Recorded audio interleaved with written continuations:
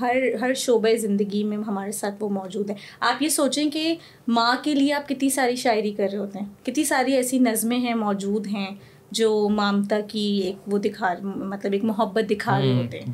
تو شاعری تو آپ کے ارد گرد موجود ہے, بس تھوڑا سا ہمیں تھوڑی سی ہمیں توجہ دینی ہوتی ہے اس کی طرف, اور گہرائی میں اترنا ہوتا ہے, سمجھنا ہوتا ہے چیزوں کو. پھر گانے آ جاتے ہیں بہت سارے. ہاں بالکل, بہت سارے طریقے ہیں جس کے اندر ہمیں شاعری دکھ رہی ہوتی ہے اپنے ارد گرد, لیکن شاید ہم لوگ زیادہ نوٹس نہیں کرتے اور اس کی شاید امپورٹنس کو نہیں سمجھتے. اور یہی وجہ ہے جو ہم کانورزیشن کر رہے ہیں کہ اب اس کی امپورٹنس کو تھوڑا سمجھا جائے کہ کتنا کام ہے. بالکل, تھوڑی امپورٹنس پہ بات کرتے ہیں کہ شاعری کیوں ضروری ہوتی ہے. دیکھیں, شاعری بنیادی طور پہ جو مجھے محسوس ہوتا ہے کہ ایک تو ہم نے یہ بات کی تھی کہ آپ اگر کسی بھی آپ کو ٹاپک کو سمجھنا ہے یا کچھ کرنا ہے, آپ اس کے اوپر کتاب پڑھتے ہیں, آپ کوئی اس کے اوپر اقتباس پڑھ لیتے ہیں, کوئی نثر آپ کے اوپر آپ کے پاس لکھی ہوئی ہوتی ہے, آپ اس کو پڑھ لیتے ہیں. لیکن ہم نے بات کی تھی شروع میں کہ شاعری جو ہے وہ اس کو ایک بہت بڑے خیال کو, آپ کے ایک جذبے کو, ایک تھاٹ کو ایک بہت مختصراً انداز میں بیان کر دیتی ہے.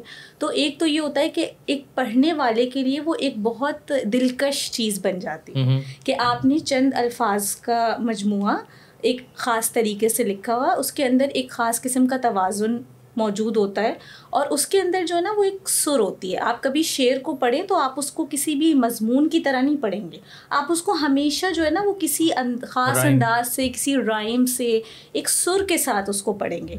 تو اس سے آپ کو ایک تو وہ یاد کرنے میں آسانی ہوتی ہے, وہ آپ کو سمجھنے میں آسانی ہوتی ہے, اور آپ کی اس چیز کے ساتھ ایک دلچسپی اور ایک رشتہ سا جو ہے وہ بن جاتا ہے. بالکل صحیح کہہ رہی ہیں. تو آپ اگر کسی 4 لائن کا کوئی اقتباس پڑھیں یا آپ کوئی شعر پڑھیں تو آپ کو اقتباس یاد نہیں رہے گا, لیکن آپ کو شعر جو ہے وہ یاد رہ جائے گا. تو اس وجہ سے شاعری کے ساتھ آپ کا ایک کنیکشن بن جاتا ہے.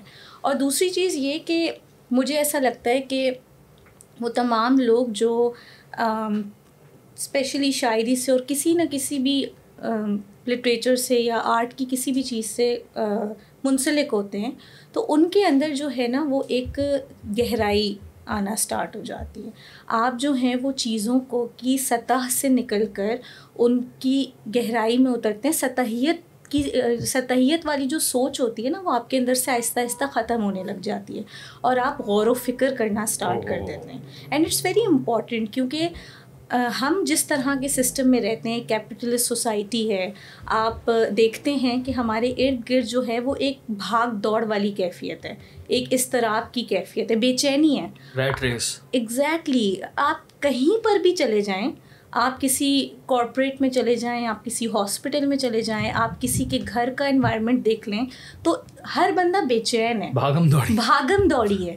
ٹھیک ہے, ہر کوئی بھاگ رہا ہے, اور کیوں بھاگ رہا ہے اس کو یہ بھی نہیں پتا کہ وہ کیوں بھاگ رہا ہے. ٹھیک ہے, تو جب آپ ان چیزوں سے جڑتے ہیں, لٹریچر سے آپ جڑتے ہیں, تو آپ کے اندر آہستہ آہستہ ڈیپتھ پیدا ہوتی ہے. اور جب ڈیپتھ آتی ہے تو یہ چیزیں آپ کو سکھاتی ہیں ہاؤ ٹو پریکٹس دا پاز. آپ ٹھہرنا سیکھیں اپنی لائف میں. جب آپ ٹھہرتے ہیں تو آپ چھوٹی چھوٹی سی جو ارد گرد آپ کی چیزیں ہوتی ہیں یا جو چینجز ہوتے ہیں ان کو آبزرو کرنا سٹارٹ کرتے ہیں, آپ ان پہ غور و فکر کرتے ہیں. ایک شاعر جو ہوتا ہے یا کوئی آرٹسٹ جو ہوتے ہیں وہ دنیا کو ایک الگ نظر سے کیوں دیکھتے ہیں؟ کیونکہ انہوں نے ٹھہرنا سیکھ لیا ہوتا ہے.